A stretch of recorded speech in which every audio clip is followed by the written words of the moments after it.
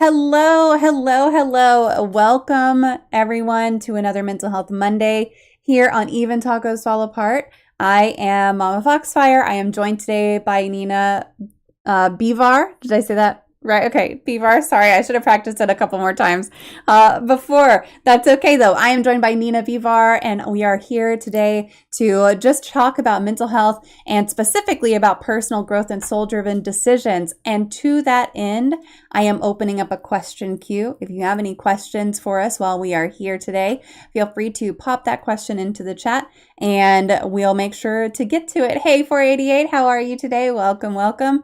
And we're going to kind of jump in, but at the same time, I always want to make sure that we are sharing ways to connect and everything. So if you would like to connect with Nina, I'm going to post some links into the chat.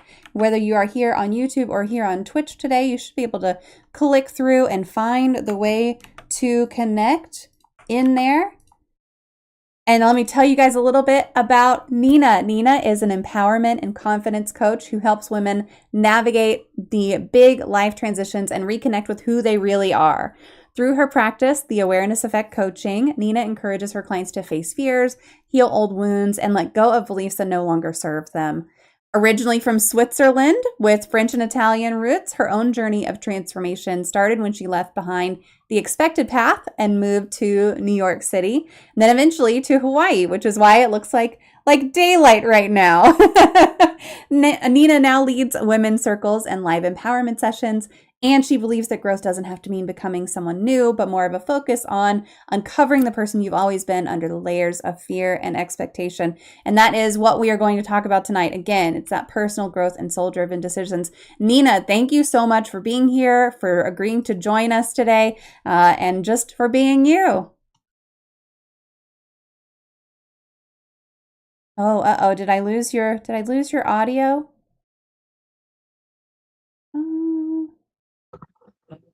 Oh, now I hear You hear you. me? Yes, now I hear you. Okay, Great. I guess.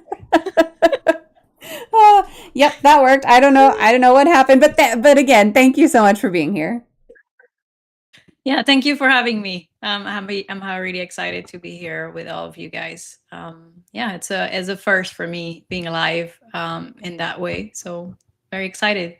Well, I'm honored to be here with you for the first time on here. It's one of those things that it's not for everybody, and it there is a lot that goes into it whenever you're doing these. So don't be scared. We got you. It's all good.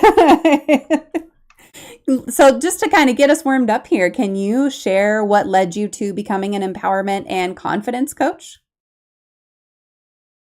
Um, why I choose that specifically, I think is seeing myself dealing with um, not feeling very confident and um, the self talk in my mind, and um, always telling me maybe you should do something different, or maybe it's gonna fail. All those fixed scenarios that we're very good at, and seeing afterward, being in New York and also hearing my friends were like, oh, I wish I had the courage to do that. I wish I was more confident. Mm. All the feedback that I got, it's what made me choose that. I think it's if we were feeling more confident on who we are and more empowered, and because we have everything within us, we could be wherever we want to be. So that's why exactly I choose empowerment and confidence. Yeah. So when did you start doing this empowerment and confidence coaching? I started when I started to do my training. I went to the Jay Shetty certification school in March 2024, where we had models, and pretty fast they were pushing us to start coaching. Oh, wow. And yeah, so I started coaching, and through practicing and feedback that I got, it's how also I got confirmation that is what I wanted to do. Mm-hmm. They tell us that you can start one way and then one day change. Yeah. It's not, it's what I like. You can, your journey through coaching can evolve, and you can start as empowerment and maybe shift to mindset or purpose. I like that. I like that evolution that is not, you're not stuck in one thing forever. Yeah, and you can kind of make it what works best for you and the way that you work as well. That's really neat. What do you Yeah. love about it and what do you hate about it? Um, I think I will start with the hate, but hate is a pretty It's a hard strong word. word. Yeah, yeah. Yeah. What are the biggest challenges maybe? I think it's the one that made me doubt if I really want to be a coach, is the part of marketing and Ah, selling yourself and finding clients that we, I think in our world, we require two people to know to do everything, mm-hmm. unless you have a lot of money and you can hire like people to do everything. And um that was like really the point where I was like, I want to be a coach. I know I will be good, but that part, I don't know. And it's really like stopped me for a little while. So that will be like the negative part. Yeah. And the positive is seeing people growing, people trusting me. They become my friend. Seeing them really glowing and feeling empowered, embracing really who they are. It's a gift. If I could do it for free, I will do it for free. It's really, it's healing also me. Like it's not like we are the same level with coaching. So they are helping me too in a way, in an indirectly way, because what they're sharing it echo also like on me, Mm-hmm. um, because I'm mirroring them, but they're also mirroring me in a way, even though I'm making sure I'm not putting myself in, because it's about my client Yeah. first. But you know, like I think doing good, it's always gonna nurturing you back. Yeah. I understand. We were actually just before this, we were talking about the social media and the challenge of trying to keep up with social media. And it really is such a challenging thing to try to do because it seems like every month, every week, there's a new platform that pops up that everyone's like, oh, are you on this yet? Oh, are you on that yet? And it's like, okay, unless you can just bulk schedule everything and but then there's no engagement on your social. So then it becomes like, all right, so you schedule a bunch of posts and now you got to go and it's half a full-time job just to go and engage with everyone on all these platforms. So the marketing part, was that a surprise to you? Did you know that going in, or was it something that was news to you whenever you started having to do it? We got a class, so when we got certified, we have a month only about business, so we learn the basics, but still was very overwhelming Yeah. because it's a different language. So already you learn a language of coaching, and then you learn the language of marketing, and finding passion through it, it's difficult. um I wasn't surprised. I appreciate that I got that. It Mm-hmm. helped me to understand few things. But then I also went on my own way and look at every class that I could took and listen people talking about, for example, just business or marketing without social media. I was very Mm-hmm. interested about what was this approach. So I tried to like gain from different perspective and see what will work for me, and things that I was saying no, I will not be on LinkedIn because I hate it. It end up it's my main social media and I spent all my time on it. Yep, yep. I mean, LinkedIn, I feel like of the social media sites, and I am loath to say this because I was also like I don't really like LinkedIn. Now, having been on so many social media sites that kind of turn into cesspools, LinkedIn is actually pretty nice because it's Mhm. not at least the LinkedIn that I get to see is not like all this crazy stuff that goes on a lot of other social media platforms. So I appreciate LinkedIn now more than I used to, for sure. Yeah, I think it's perspective and then realizing that then, right, it's too linked and it's about community and networking, and it doesn't have to be always around money or exchange. Yeah. And I really create like really great friendship on it. There, and then people are really looking out for me and I looking out for them, and we never met. Sometimes we do coffee call, and there is like these things that I didn't find on Instagram. Hmm. I feel there is a boundary on Instagram. People don't really want to go further. It's very like job where it's I met people from Instagram, but still I felt like even people from here in Hawaii was hard to connect. Hmm. Like they don't really want to meet me. Whereas I felt like LinkedIn was way much easier because we found the same challenge of we're all trying Mm. something new, and so we grow together and we see each other growing, and that's amazing. It's an amazing experience. Yeah, that's really wonderful. What is your favorite poem? This is an audience question. Bite Mark would like to know, what is your favorite poem? Okay, so I have to be honest, I'm not very into poem. I don't know if it's like my soul is feeling some resistance about it. I'm more like into quotes. Yeah. And yeah, I don't know if it's because I study poems when I was in high school and we were like into Baudelaire, like all those classic one, and Hmm. you had to count everything, and it just remove all the magic of poems, Hmm. and so it create that feeling about it. And I knew this question will come, and I was like, let me go back to it and look at it, and I was like, no, my soul is just don't want to let It's not there itself for you. feel it. Yeah. But I do like a lot Maya Angelou. Oh, yeah.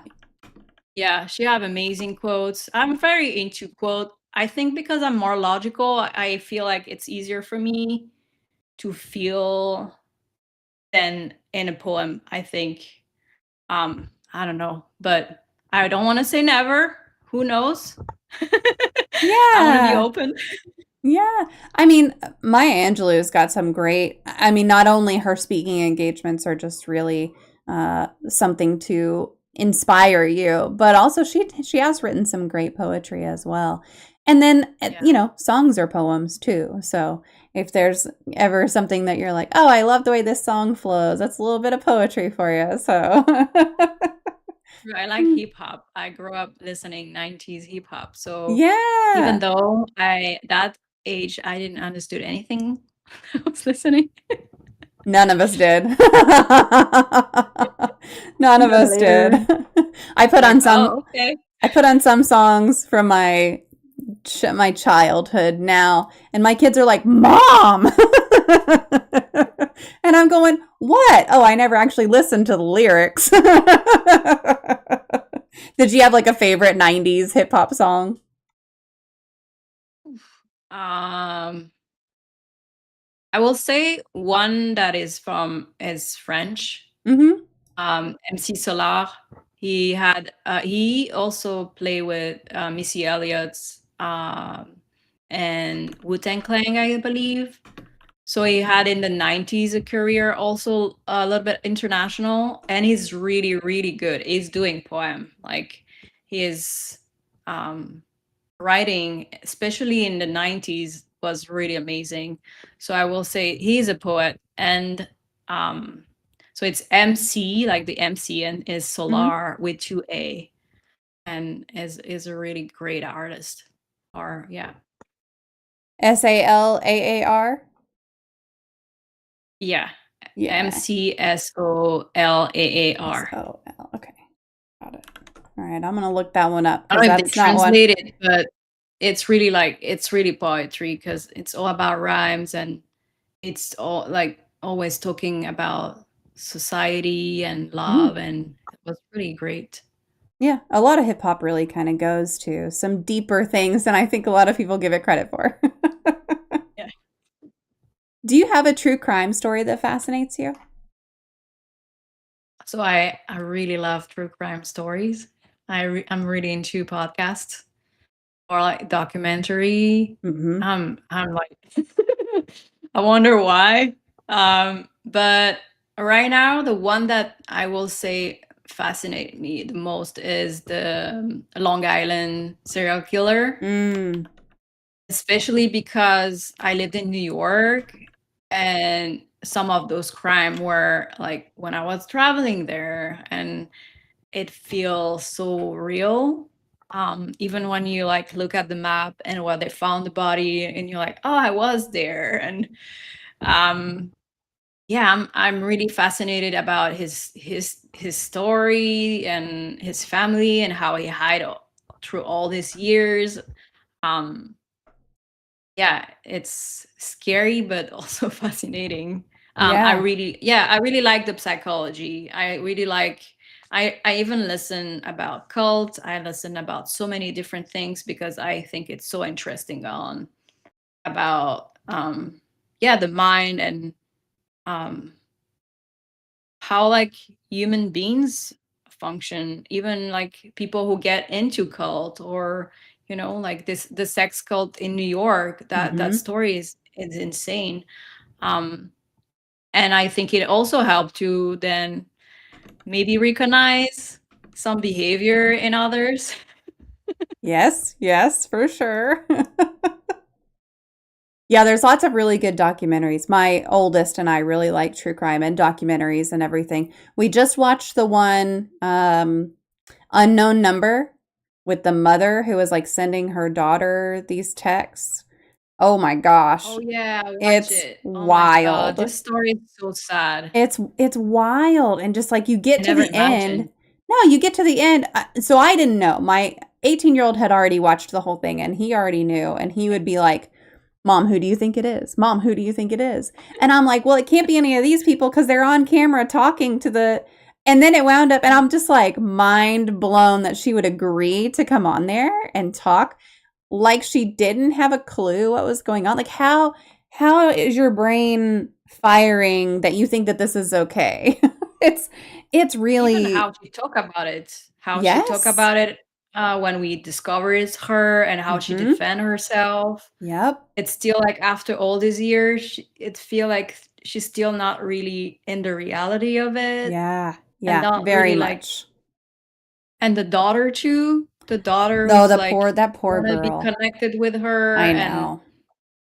I know. I And don't know what's best, the best, but I'm like, wow. yeah. And my 18-year-old was like, "Mom, if you ever do that to me, I'm never speaking to you again." I was like, "Good, you shouldn't."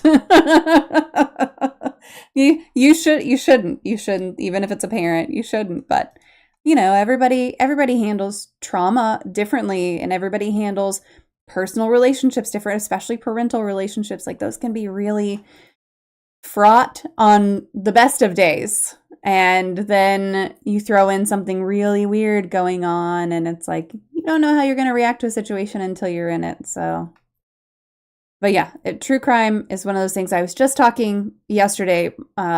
One of my best friends had a baby shower, and I was just talking to her sister about true crime and podcasts and everything. And she was going through her long list of true crime podcasts and stuff. And I'm just like, I haven't even heard of most of those, but awesome. Send them to me. I know I will send you an email with some of the podcasts that I really like Oh, that are please do. some are really creepy, but I'm like, yeah, I'm listening to that. Yes, yep. My top two are Last Podcast from the Left and My Favorite Murder. Like those are because My Favorite Murder, you get a different one every week, which is great. Mhm. And it's just like these little, I can listen to it while I'm cooking dinner or, while I'm doing something else and just get my little hit of it and then and then move on with my day, which is fun for me. For me, not everyone likes true crime, but I definitely do.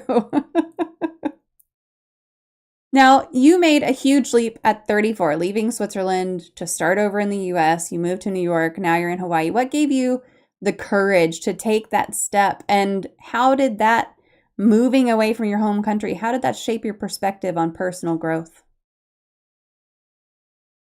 It took me a while.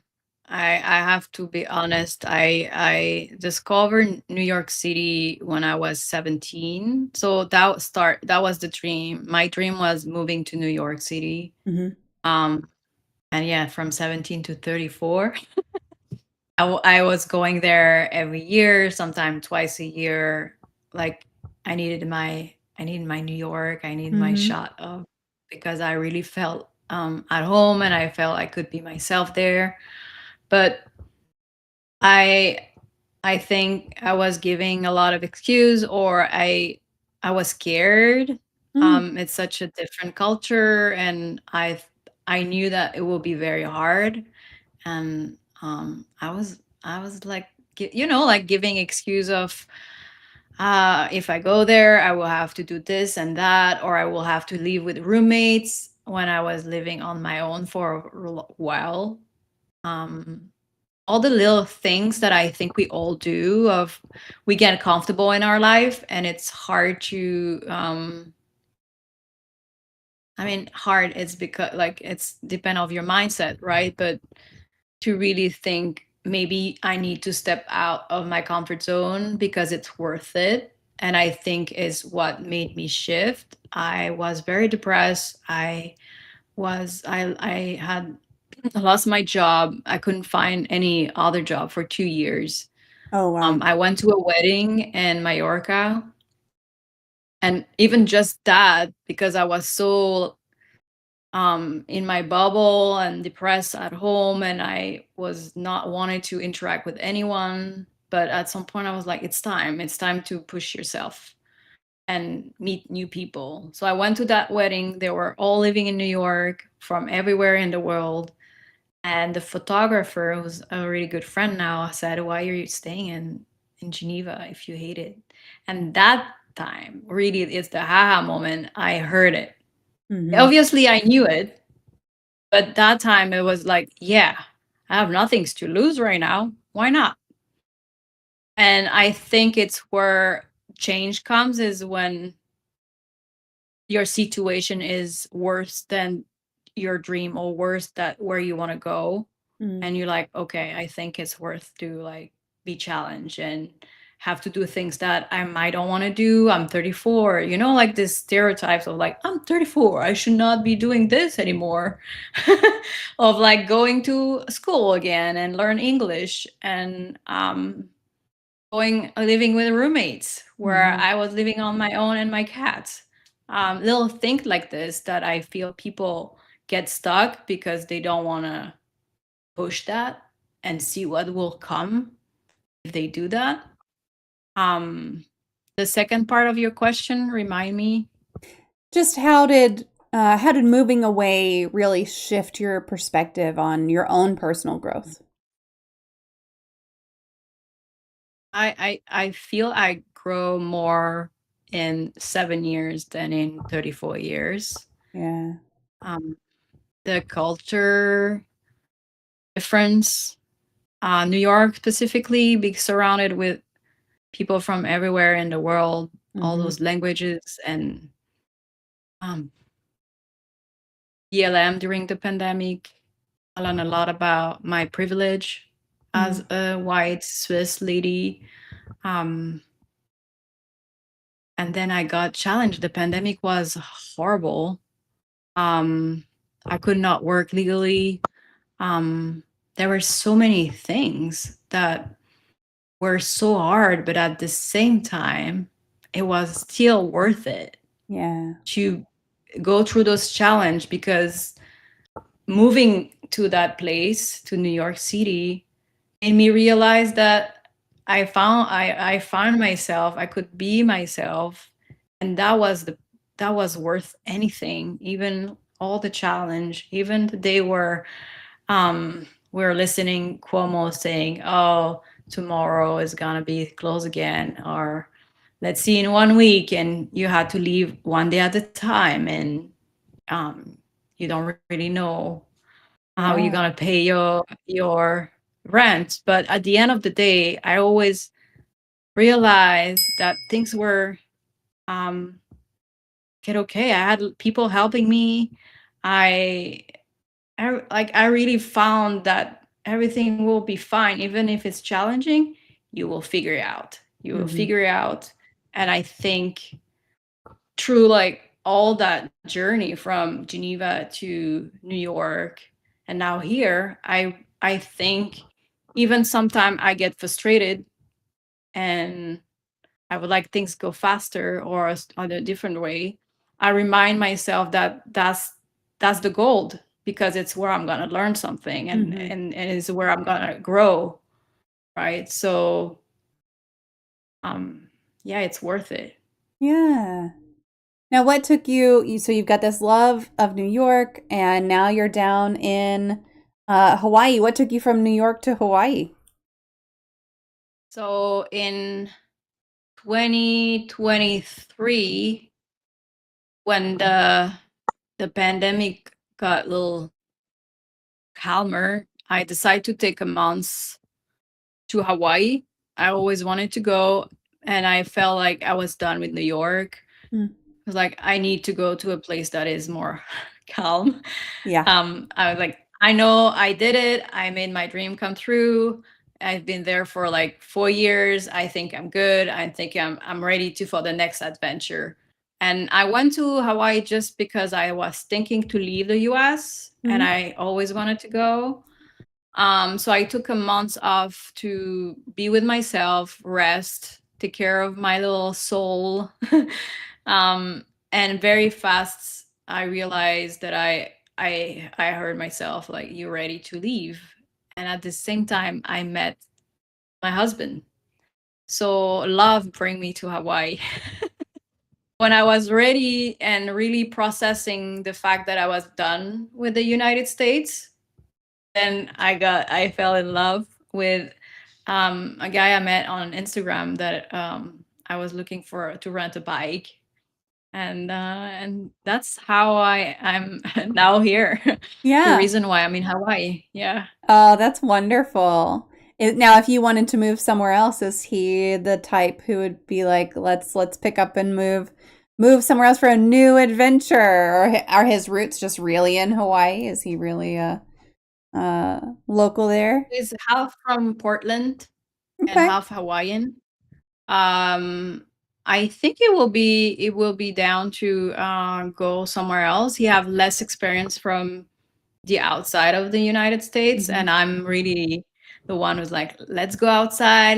You're gonna see how like so many different places are so Yeah. interesting and all the people you can meet, and it's good, especially now with everything that's going on. I think it's good to take a break and like yeah, I feel when we are in an overwhelming place, it's good to Hmm. also take a break if you can. I know it's not that easy, and you need to have money, but I think it's an important thing. Take a break in every type of form. Yeah. Yeah. Yeah. No matter what your stance is on anything, like no one can deny that it's overwhelming right now to be in the US and to just see and hear and know everything that's going on. It is absolutely overwhelming, most definitely. We've talked a couple of times here. We've just kind of dropped that soul piece and that healing piece and that growth piece in. But what does being soul driven, what does that mean to you? And how can someone recognize when they're making a soul driven decision? The first thing that comes to my mind is my head is not involved. Mm, I'm not thinking. So when I'm thinking about a next project, a next adventure, a decision, something I want to try, I can feel physically in my heart, in my body, that it's something that I want, even if it's scary. Because scary hmm. isn't. I don't think it's negative. I think I saw that quote that say, if you feel scared and excited at the same time, it means you should do it. um that is one thing. And then of course then it's the brain comes and is like, but like I was saying, um i I really believe that it's first not really linked to materialistic world. Mm-hmm.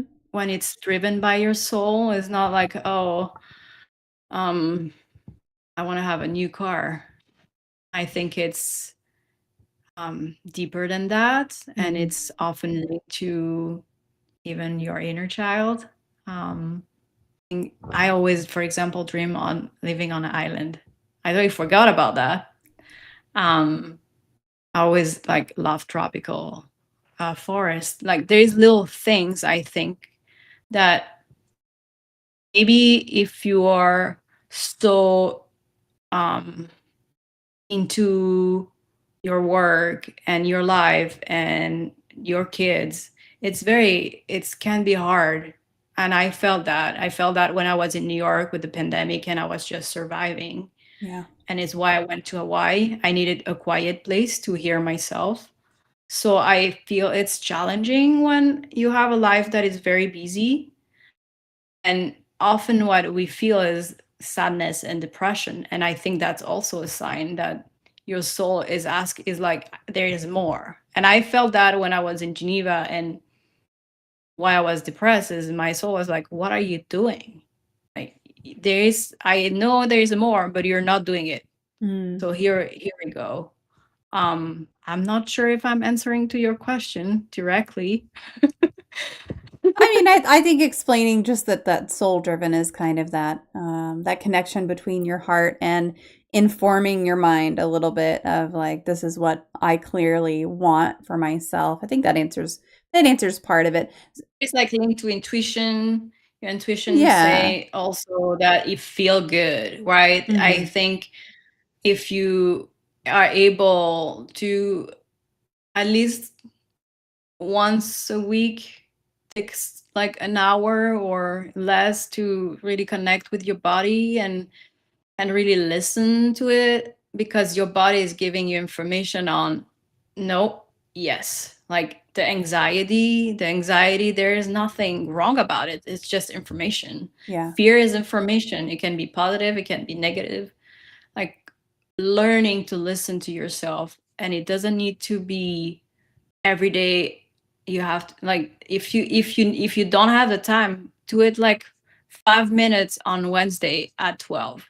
Start Hmm. a little bit, and then it's gonna grow, and then you're gonna need it, and then you're gonna prioritize it. Yeah. And it might be helpful to just say like the opposite a little bit. How would someone recognize that the decisions they're making are not soul driven? I think you know it from the level of happiness. Mm. Are you happy? Are you happy? Are you happy with your job? Are you happy about yourself? You Hmm. love yourself. um I think joy, happiness, it's it's where I personally, when I decided to leave my hometown, was my promise to myself is I'm gonna just look for happiness. I know happiness is not all the time, but I'm done not doing what my soul is asking me to do. And Yeah. if I ever feel down or depressed, I will look into it and I will shift. I promise myself that I will not get back to that place where I was, and always check if days are hard.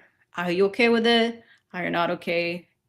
And I really believe also that the body also talk. I was feeling sick. I had like health issue, but then I was going to the doctor and the doctor was like, you have nothing wrong. Mm. Like everything is fine. And I'm like, how come?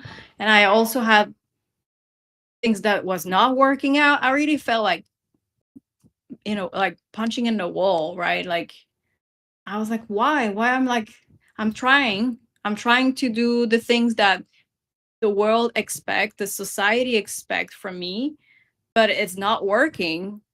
Why? And like, I'm doing everything well, like I'm following the rule and the expectation, and then there's like nothing is working out, and I think that's Yeah. also a sign. I mean, it can be really hard to just kind of marry those in your head too of, oh, is this just a hard day, or is there something that's really going wrong here? And what you said about checking in once a week and just being like, okay, you had a shitty day, you had a shitty couple days, you had a shitty week.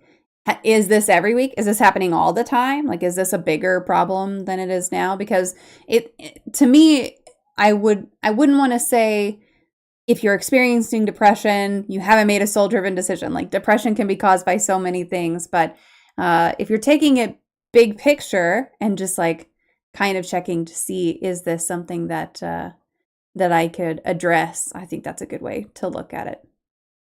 Yeah, I think, of course, like there is um different reason people are depressed, Yeah. and but I would definitely think checking in Hmm. and checking with yourself, it's really key, because you're learning about yourself, and it's never bad of knowing how you feel, how you talk to yourself, right? That's Mm. a big one. How people talk to you, your belief system, all those little things can help you to navigate where you're at. Yeah. Now, you mentioned belief systems. What role does spirituality, or even not spirituality, or belief systems or religion or anything like that, but even intuition, what role does that play into making those kinds of choices? I think it depends of the day. Fair. Yeah, some days feel really easier, and some days I think it's also when I invite more my mindset to, or the voice of doubts and impatience. If I had a bad night's sleep, if it's the full moon, if it's I'm Yeah. I'm I'm definitely like connected into all those things, or if like I'm very sensitive too of my environment. Um I think it's, and is why I'm saying it's good to check because on yourself weekly, because things come back. Hmm. And if they come back, it's a sign. And if it's new, it's again like practice a little bit and write down maybe things that come up for you. And I know that some people, it's hard to figuring out between intuition and other feelings. They're like, is it Yeah. intuition, or am I impatient?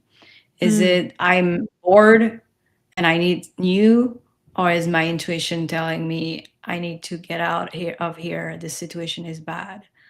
Um, yeah, I think practicing is key with everything, and even if at the beginning it feel um, confusing, um, you can. I really think you can start with small thing. It doesn't have to be. My intuition say I need to move to the other part of the world, and my intuition said I need to rest. My Hmm. intuition say I need to talk to a friend. Right? It doesn't need to be so big. It can be simple, and practice that. And then afterward be like, "Oh, I feel much better. That was my intuition. I listened to it and it looked, it feel right." And then you feel also empowered because you're listening to yourself and Hmm. you're meeting your needs. Yeah. I know there have been times where I've ignored my intuition and it's really come back to bite me. Uh, so I definitely recommend listening to your intuition for sure. Does spirituality play into it at all? Do you recommend that your clients embrace spirituality in any way? I do not recommend anything. I'm really adapting to the client. I have clients that are very religious and I'm not, and I'm not there to judge. Hmm. Um, it's what I like about coaching is really not about me. Yeah. Um, But I really believe in manifestation. I believe Mm. in saying out loud things. I believe that we are connected. I believe, like in Hawaiian native, believe that there's no separation between us and nature. Um, I believe that we are talking to each other in a way, in an indirect way. I listened to that podcast that maybe you know, the Oh, okay. telepathy tape. For my pronunciation, sorry. It's all good. I understood That's you are completely. amazing. Oh, you need to look into it. The first season is just gonna blow your mind if you are open mind. And it talk about autist kid that are talking through their mind, and it just gives you a new dimension of the world and your little issue. You're like, what's the point? Like, we're amazing. So I think I push more into not something specific, but Hmm. more about listening to yourself. What do you need? Um, but also, like, I had clients where they're like praying and like I'm asking some help and I'm asking for, and then I I mirror back and I'm like, all those things, like, you got people ask you to be coached by you. You have this opportunity, you have this opportunity, and you tell me nothing is coming your way. Mm. You're like, and so that's the beauty of mirroring, and also believing all in those things, that you are asking for this. If you don't ask, then they don't come. But if you also not looking, then you're like, I don't understand, nothing is coming, I don't understand. And Yeah. like, yeah, you have all this opportunity and you're saying no to it. So you're asking and then you say no. So yeah, I that's it's like I'm trying not to bring too much of my belief, but I'm, you know what I mean, it's, Yeah. I really believe in that we are connected, that Hmm. working together, our energy, it's so important. And yeah, ask for what you want, no matter what, no matter what you believe. But then keep your eyes open because it comes. And if you're closed mind, or think that it will show exactly the way you want, Hmm. never show the way exactly you want. Um, and you're missing opportunities. Yeah.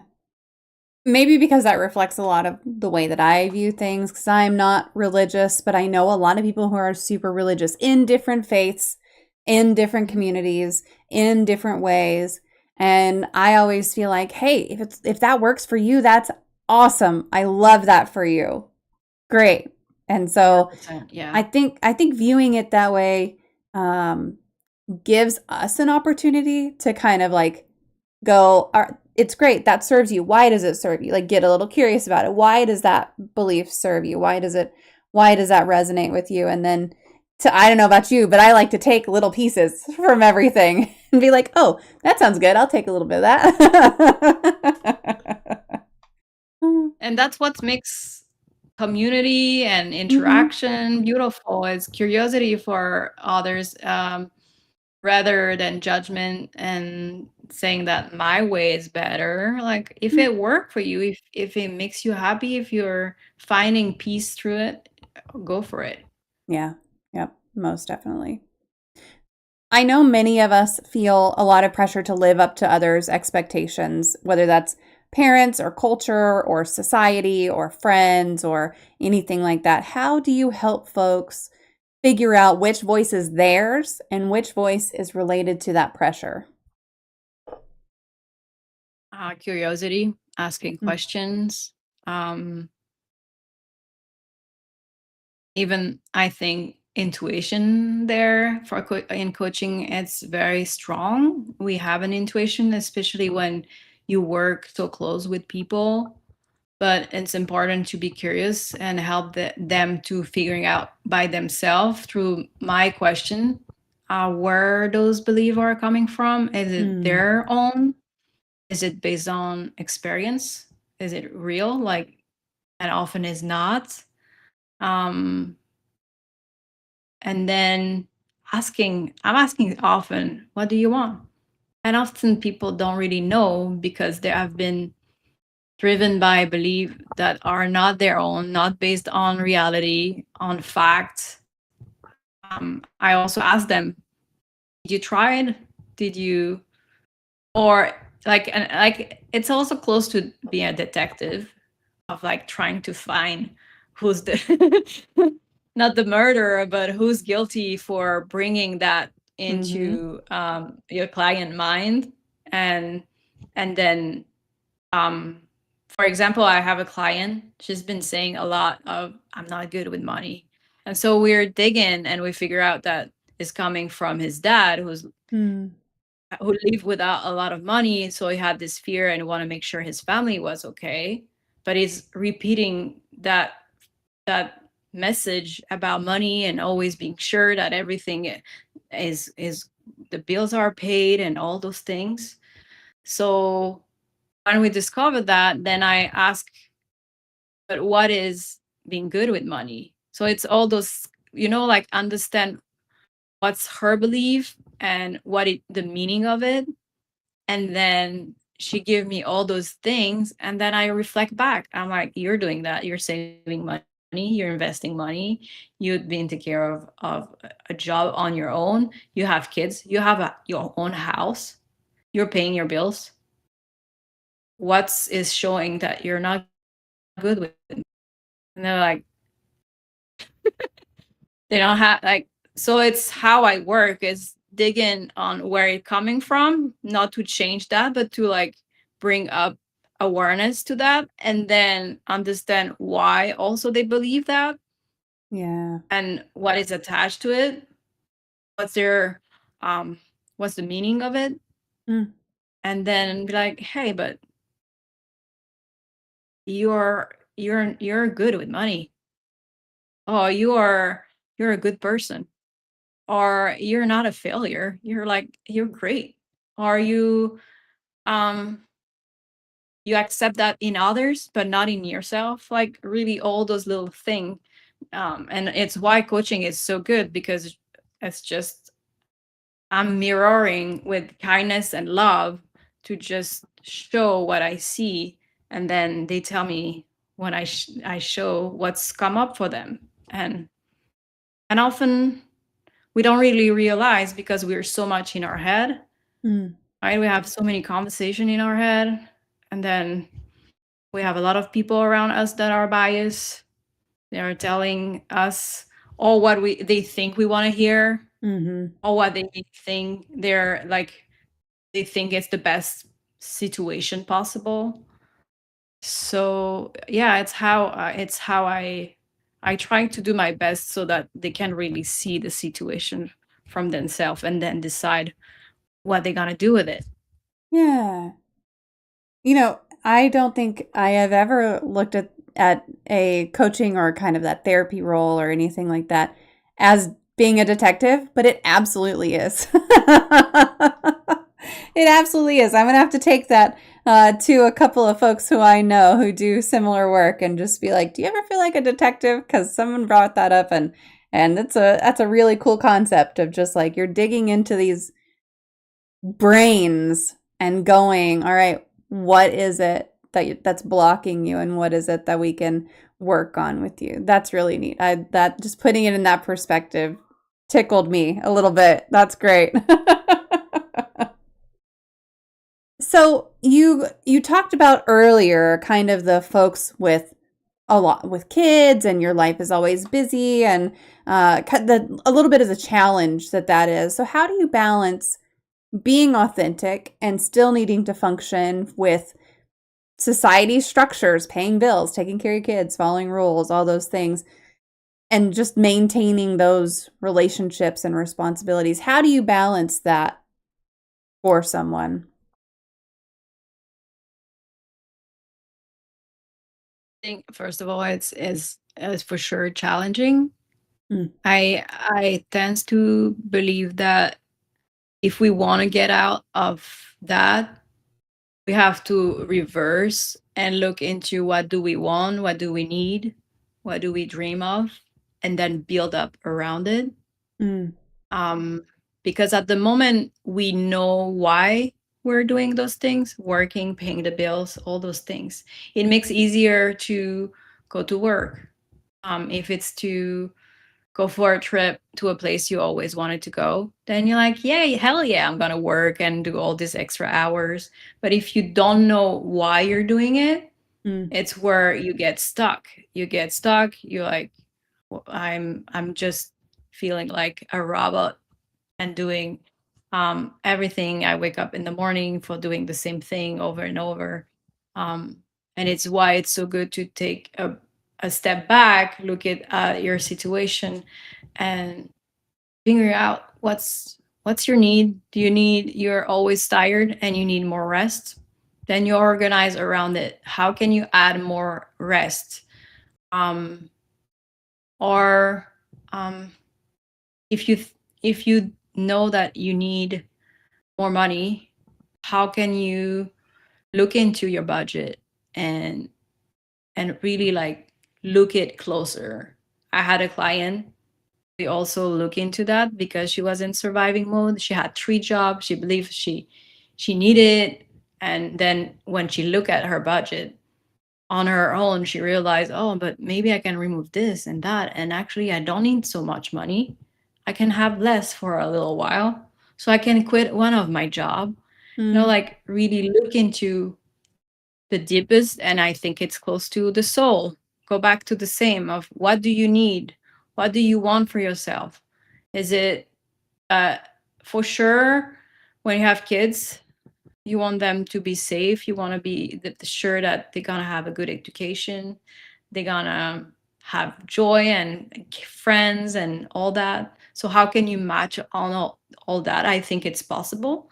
Of course, it doesn't gonna be a big change, but I really think again, if you cover your needs, um, then you can make some little change around it, and then you can, it's the beginning of starting to see your life in a different way. And Mm-hmm. even if you start small, you're gonna maybe enjoy it, or be like, oh, that change is terrible, but I'm gonna try this because now I try and I see that there's potential on trying something different. Or even, damn, I'm finally resting and I feel more myself. I can think, I feel better in my body. So what's next? Right?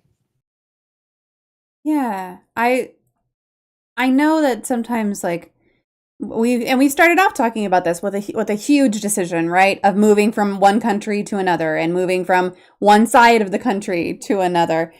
But those decisions, they don't always have to be huge, right? I mean, you're talking about figure out what your end goal is, but sometimes you can't just make that move right off for whatever reason. Like, and I'll use myself as an example.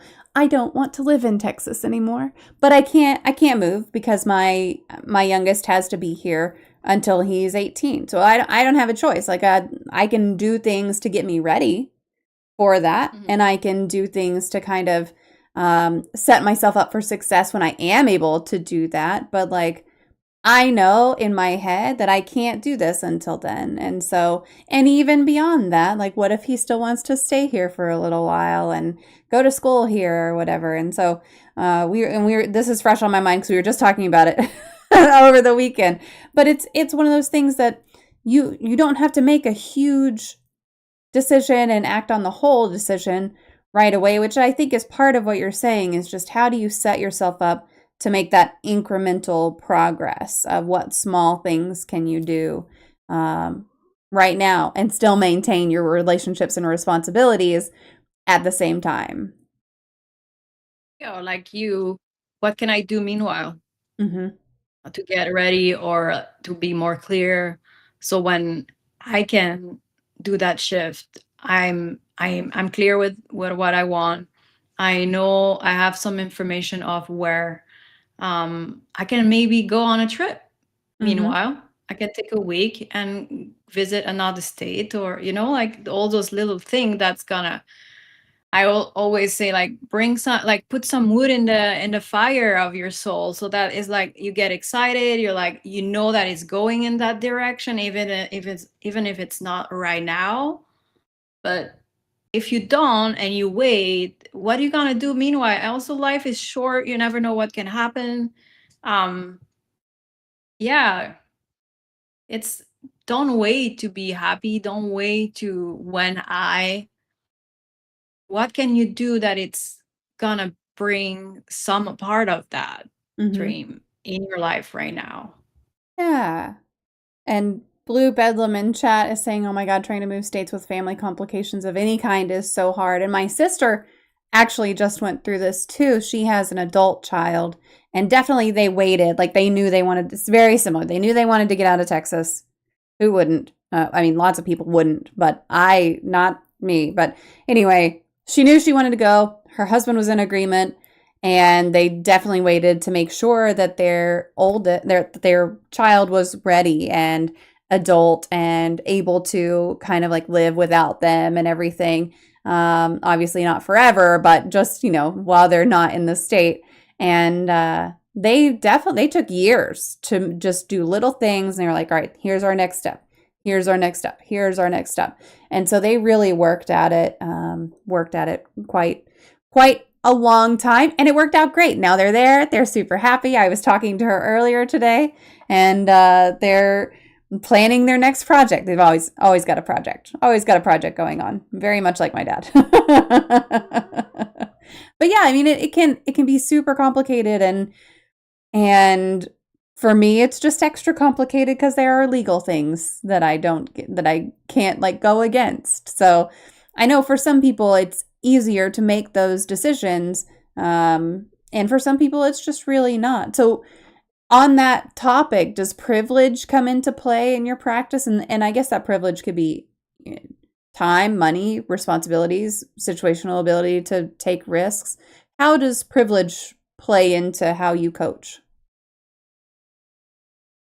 I think one thing that come up for what you share is that what is complicated for me is not for you. Mm-hmm. It start there. Like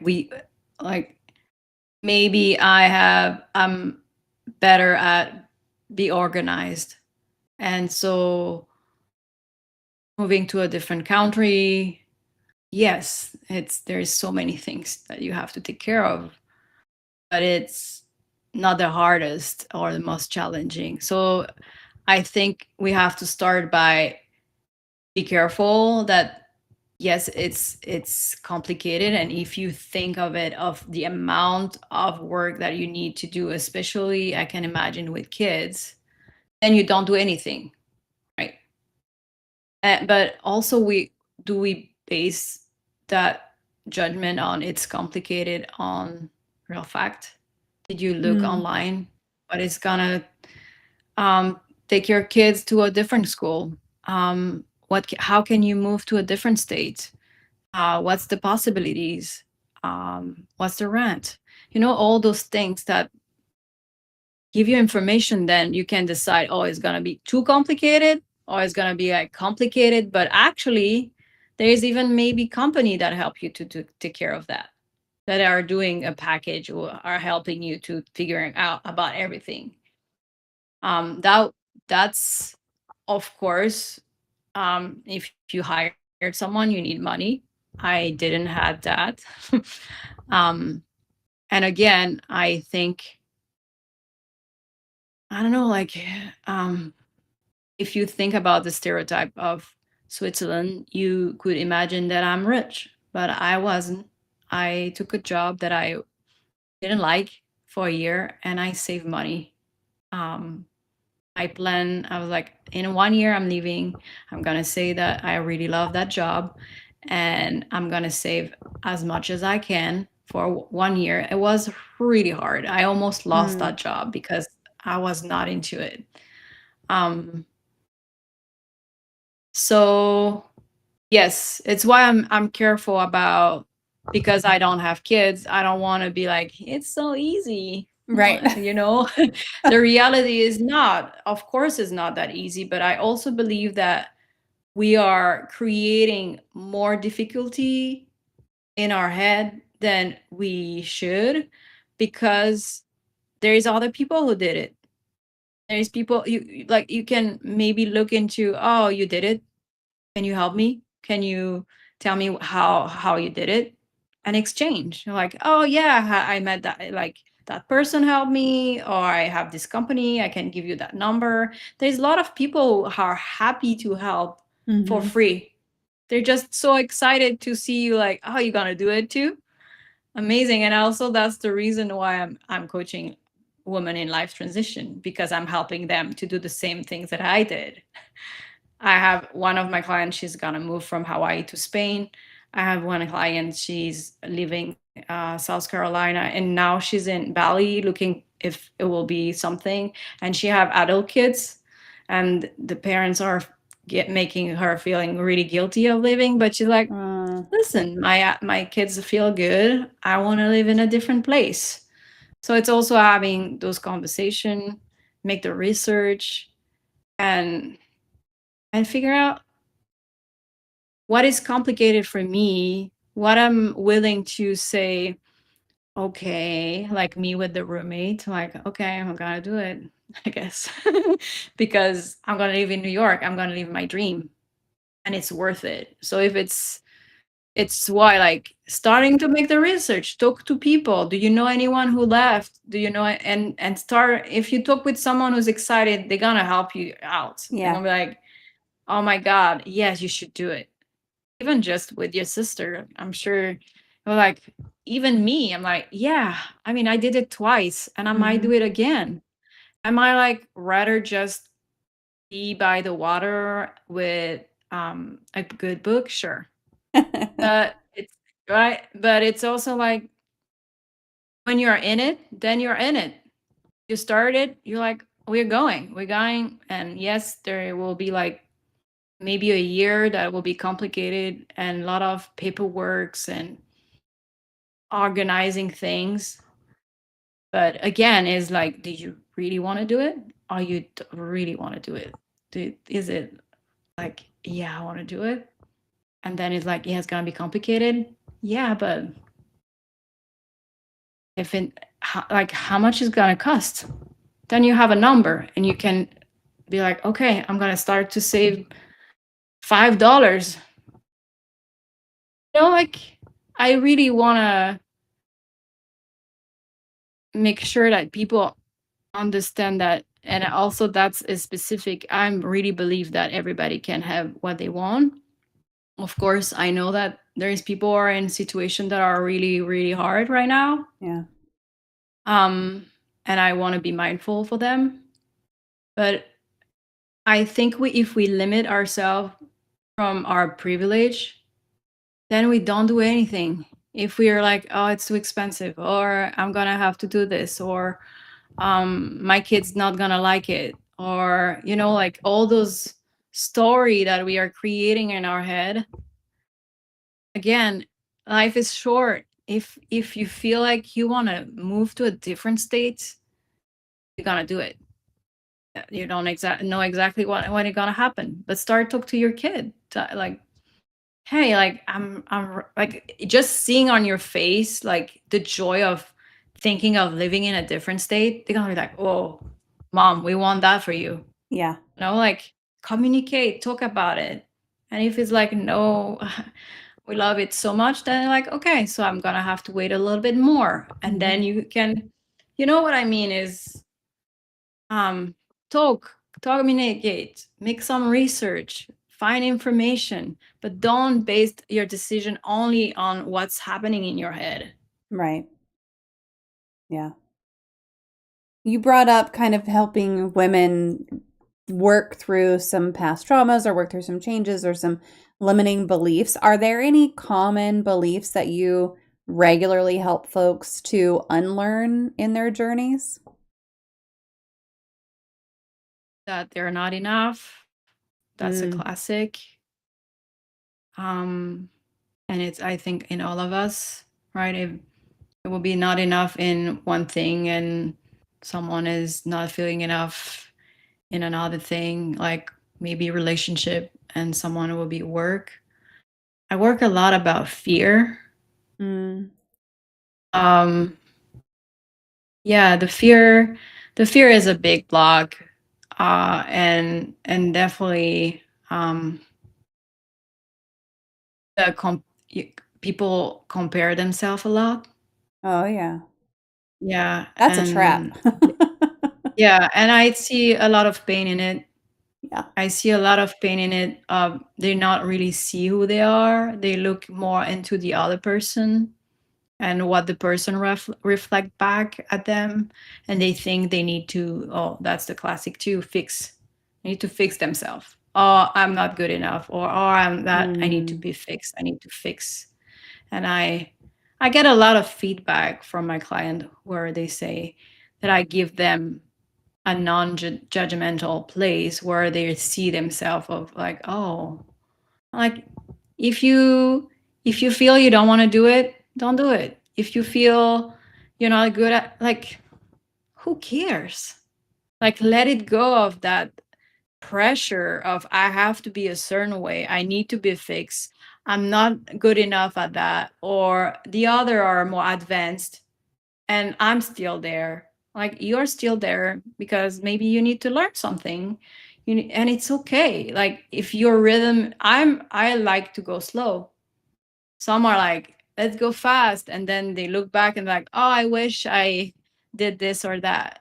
Whatever. If it's that your way, like, I'm like self-love, all that, like not feeling good enough, fear, um I'm helping to like kind of clean up what's not the need, and it's how they can like be like, oh, that's me, I always been that. Yeah. And like, oh, I really like myself actually, if I remove all this judgment and Mhm. the inner voice that say you're not enough, oh, you didn't do that, oh, you forgot about this, oh, you always forget, right? All this terrible self-talk. Are there ways to help folks get past that self-talk? Or is it just kind of an individual basis in what each person needs? I think it's awareness. Mm. It start with awareness of realizing, even just that, oh, I'm stupid, or I'm so like, oh, I'm stupid. I've been saying that to myself out loud, like, oh, I'm Mm. stupid, I forgot this. That's things that then I realized other were doing that too, and I started to say, hey, you're not.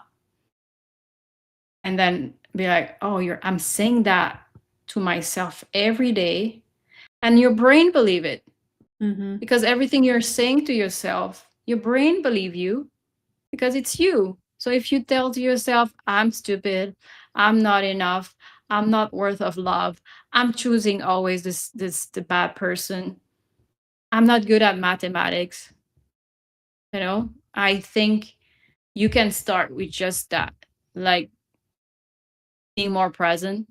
Mm. I find mindfulness and meditation is helpful to hear your thought and how you talk to yourself, and just start with that, of try to be a little bit more present so you can hear how you talk to yourself, and also how you talk to others about yourself. I've Mm. been realizing that I was saying to people that I was not a confident person. And then I was like, but I'm doing all this thing, and I moved to New York, and I moved to Hawaii, and I'm a confident person. That sounds like a lot I'm of maybe not confidence. confident in everything. Maybe I'm not confident with talking. Like, yes, sometimes I hear my accent and I'm like, oh my God, or I'm saying like all the time. But then I'm like, hey, you're practicing and you gotta get better.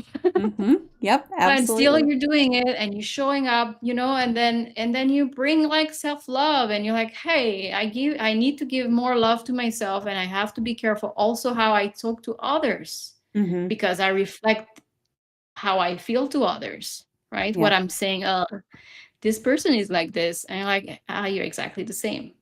Mhm. My sister brought up, and she's brought this up before, but she's brought up a good way that she likes to do it. And she'll, if she hears herself say something like that, or she has those thoughts in her head, even if she's not saying it out loud, she'll put the voice in someone that she really despises or thinks is just an absolute crackerjack, and she'll put those words in that voice in her head and be like, okay, well, if that person said that to me, what would I tell them? Like, get fucked. So, it's like, absolutely not. If that person, that voice was the one saying this to me, I'd tell them to just leave it at the door because I'm not going to listen to what they have to say. So why would I say that to myself? So, Yeah, that's a really good way. I call yeah. my inner voice, and sorry for the Karen, but I call it Karen Yeah. because it's always like, why are you doing that? Did you do this? And I'm like, okay, I'm gonna call my inner voice that Karen. And I'm Mhm. like, Karen, you need to chill out. Yeah. I got this. No, I like that because that's a lot of my inner voice too. I mean, half of my inner voice is just song lyrics, but the other half is like, oh, do this and do that and let me speak to your manager. No. Who's running this place? No one knows. It's fine. You mentioned fear as well. Is there a good way to tell the difference between fear that's protecting us and fear that's holding us back?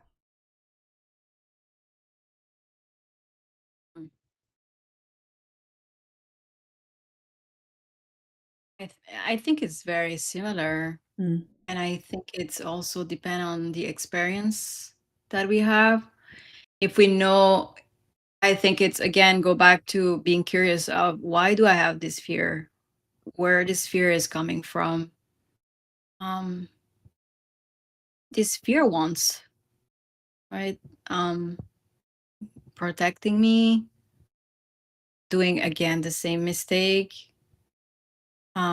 Is it this fear is mine, like beliefs? Is it someone else, Mm. like a friend, a parent, or like why you want to go to a different country because then I'm not gonna see you, or um I don't know this country and I'm scared, and then it's transferred to you.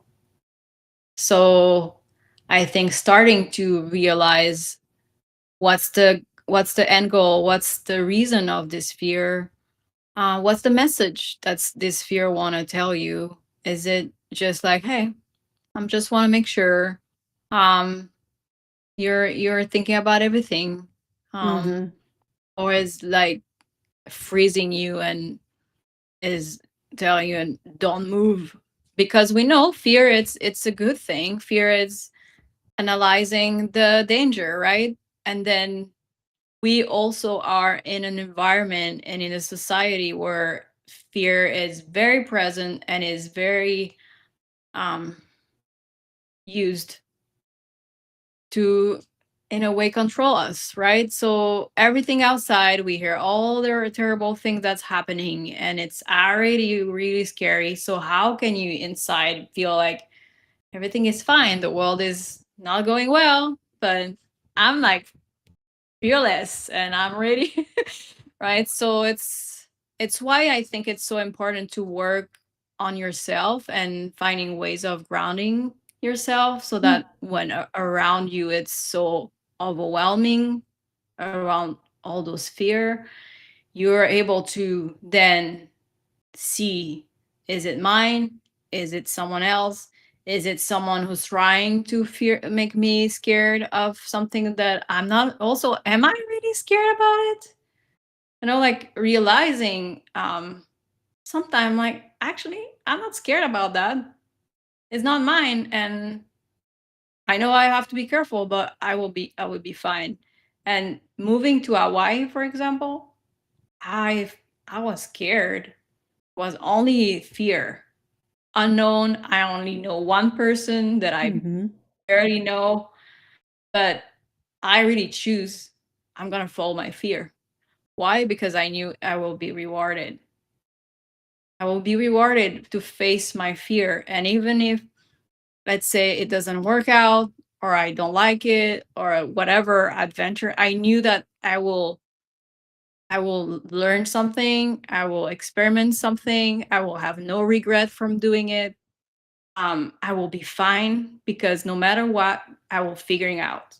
No matter what, if even if I need to leave and I'm in a really terrible situation, I know people that love me. I can call them. I can figure it out. I also, if you I we often forget what we did in the past and all the things that we achieved, from having a kid, it's still alive, going to a school, having a job, paying your bills on time, go on an adventure, and then like, oh, I did all those things. So why am I so scared Mm-hmm. that I'm not able to do it? And I think I will fail. And then, like, hey, like, you're doing some amazing things. You did so many. Look at you. Look at your experience in the past. And even if you fail, you're here. You got out. So you know how to figure out and trust that you will know. And of course, we all want like a life where there's no crazy surprise, but that's that's I don't think it's possible. Yeah. Everyone, no matter their privilege or have a lot of money, everybody face big challenge. Yeah. The idea of just like look back at what you've been through and what you've done before. I've definitely looked back and been like, no, you've survived so much in your life. You got this. It's okay. But that doesn't stop me from having those little doubts sometimes. And you just kind of have to, or at least I wind up trying to argue with myself, which is that little Karen voice again inside, and going like, no, sit down. You're fine. This is okay. You're going to make it through this too. And you just kind of do it. You just kind of do it. And then you look back on it later and you're like, wow, I rocked that. That was great. And even if you I totally get it because I felt that way so many times of like Mm, I don't like I don't want to go through it. I've been in the past. I know how it's gonna be hard. Why I will wanted to do it again. But um and why wait a little bit. yeah. Get stronger. Get again, look at what you need. Maybe there is some needs that are not met. Just look at that, focus on that. Um it's not always you have to push. It's not Hmm. always about hustle. It's not always have to like go, go, go, go. It can also be about I'm exhausted. And then be like, okay, that's a priority. You need to get stronger so you can think well, because if you don't sleep well, then you cannot think well and everything feel big when if you rested, you're like, I can do it. Right? I'm sure you recognize that in Oh, yourself too. yeah. There is days where you're like, oh my God. And then the day after, like, yeah, sure. Yes, most definitely. I wish my kids would understand that too. I think sometimes they're like, no, especially if they get home from like a really hard day at school or something, and they're just going, no, this is impossible. And then the next day they're facing something similar and they're like, oh, I couldn't do it yesterday. I can't do it today. And I wish I could just like hammer into their little brains that no, this is a different day. It's a different day. You've had a different experience. It's time to forget that you couldn't do whatever it was yesterday. For my 11-year-old, it's always like, no, I don't have the energy to go to jujitsu today. And then the next day he's like, oh, I don't know if I'm gonna want to go today. And I'm like, don't think about yesterday. what? How was today and everything? So, but yeah, it makes a big difference of how rested are you? How much energy do you have? Massive difference. So, Oh, like, who's around you? Do you have yeah. positive people? Do you have people that love you and talk to you with care and not like horrible things of Hmm. their own things that they need to take care of? It's why it's so important to be surrounded with people that really care about us and with us, but not like in a toxic way. I think that it's also very important. Yeah. Yeah.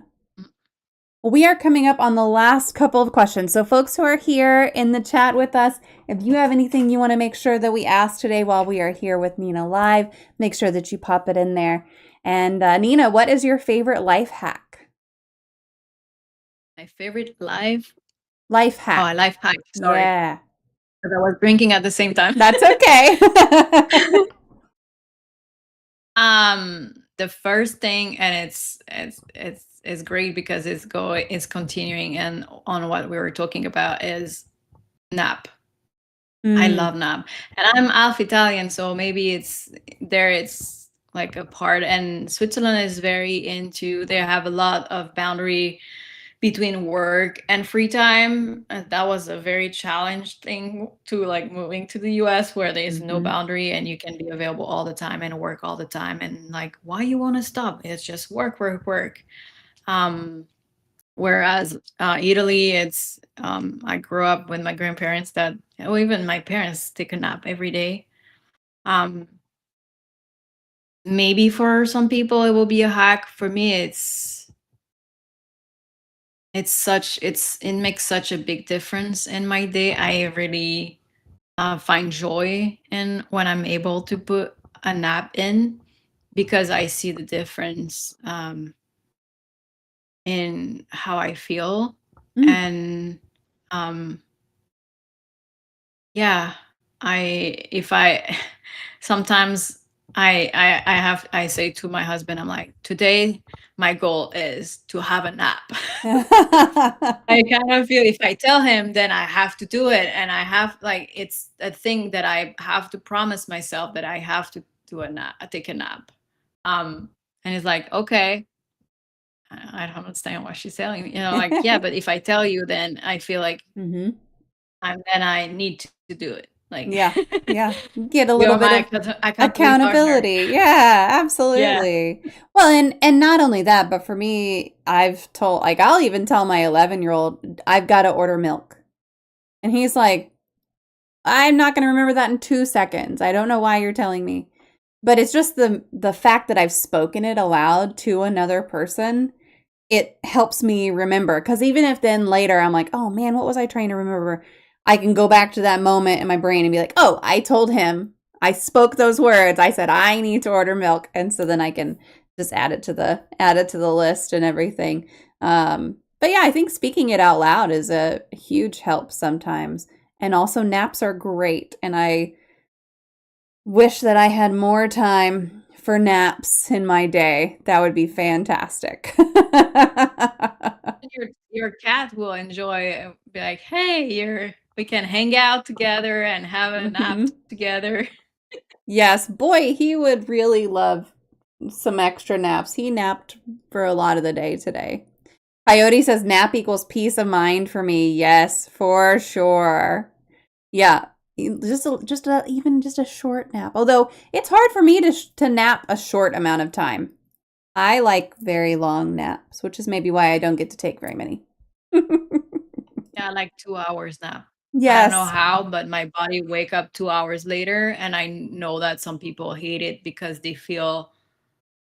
Definitely, when I wake up, I don't know where I am and A like little which day it is, disoriented. but I know that it will take a minute to feel back. But the feeling of having like that it happened and that I recharge myself. And there is also like I'm not sleeping the same way when I have a nap. I don't know why. Is it because at night you know that the day after you have to wake up? Where I really, when I have a nap like that, I just let myself go, and I have nothing to do after. I know that um it's well known that 15-20 minutes nap is amazing. I did that sometimes when I didn't have time to do those, and but it's not the same.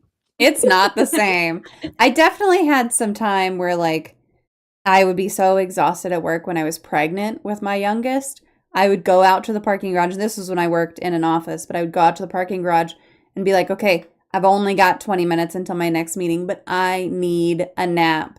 And it was enough to get me through the day, but it was not enough to make me feel better. Getting woken up during a deep sleep is so over. Yes. Yeah, that's a bummer. That is a bummer. I hate when I wake up like 2 minutes before my alarm though. That Oh, bums me out. Well, it is time for our magic moment. So if you could wave a magic wand and eliminate one common opinion or misconception or theory surrounding mental illness, disabilities, or talking about mental health, what would it be? you need mental health only if you're sick. Mm, You know that I think we all need to mental health. We need help. Um, I wish the conversation. I'm happy that we're talking more and more about it, but I wish that boundary and those stereotypes around it mm, disappear, yeah. and um, not hearing people say, "Oh, what's your problem? Are you sick?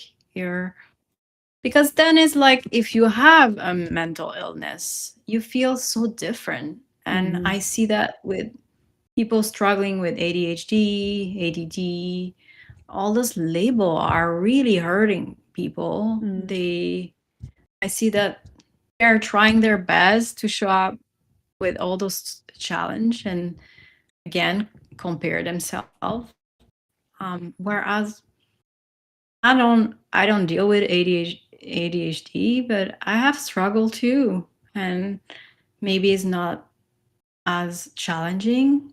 Um, but still, um, it's so good to like take care of your soul, take care of your head, figuring out what's your blockage, your trauma, or helping someone else. Um, yeah, I those stereotypes are so bad and mm, so hurtful. Of like, oh, I'm good and you're sick. Um, you know what I mean? It's um kindness and mental health is, and I know that also physical health is not very prioritized, and we're talking about resting. Um, and yeah, I wish there was more kindness on seeing people for who they are and not mm, their label, not their illness, and not their challenge. Because the reality, we all have different challenge, even if it's not mental. It might be physical. It might be the relationship we choose. We always get in the same relationship that are really terrible. Like just seeing as human being and um, yeah, I'm taking care of myself, and mental health is for everyone, and there is no um, it's not isn't bad. It's actually really good. hmm. And if some people need more care, yes, please. Yeah. Yeah. Use what you need. Yeah, Well, without judgment. yep. Well, I'm going to post your socials one more time so that folks who would like to find you can go find you. And y'all know that I always say that engagement is king for all of these platforms. So if you go find her on LinkedIn or Substack, make sure you're engaging with a couple of posts. Leave a like, leave a comment. That's what really makes a difference. And Nina, I'll just turn it over to you while I'm posting these and let you have the floor. Anything we didn't get to talk about or anything you want to throw out there, feel free to talk about it. What can I add after all that? I think I will echo again on life is short, and really look into your belief system and what you think what you can or cannot do. I've been stuck for years in that circle, and I was really, really unhappy. Um, Sometime I wish I left when I was younger so I could have more energy, especially in New York. So yeah, I think I hear a lot about these days about people before they die, what they say, and that they always regret what they didn't do. than what Mm. they did. And I think that's so important. And we don't know what tomorrow will be. And if your soul is like excited and like, whoa, like that will be so amazing to do, start with a little thing. Start by making a research, starting by reading a book about it, start to talk to a friend about it. Um, yes, talk out loud about it. So then also your brain is like, hey, okay, like there's something going on. This person is going in a new direction. Um, yeah, and then like we said, like I need to go to take a nap today, or I need to buy milk today. You find an accountability partner and say out loud, I wanna move out of that state. I wanna live in a place that feel more safe. I want to feel in a place where I feel myself, or I'm next to the water, or like all this little thing are valuable. And if your friend is like, what, or who cares? You like it, go for it. Yeah, that's great. Tib would like to know, what is your favorite type of pillow? My favorite type of pillow lately has been, there's this kind of foam pillow with like a dip in it, and then it goes up. And I like that one because it feels like it gets my neck, and I wake up with a sore neck less than I do otherwise. That's an interesting question, Tib. And I guess I hadn't thought about whether or not I have a favorite type of pillow until that moment, but that is the pillow. I have lots of pillows on my bed. That is the pillow that I almost always sleep on, though, is that one. Yeah, pillow are really important. It can really mess up your sleep, and if you don't have the good one. And I feel like through um like getting older, I don't like the same pillow or I cannot sleep with the same one. Or if you go to an Airbnb or a hotel and the pillow are Hmm. a certain way, you're like, oh my God, I'm gonna have a really hard night. Yes.